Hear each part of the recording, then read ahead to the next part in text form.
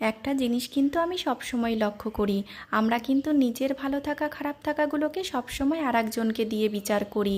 যদি দেখি আমার থেকে কেউ একজন খারাপ আছে, তখন মনে মনে ভাবি দেখো ওর থেকে তো আমি কত ভালো আছি, কিন্তু যখন সেই মানুষটাই আমার থেকে অনেক বেশি ভালো থাকে তখন আর তার সঙ্গে তুলনা করি না।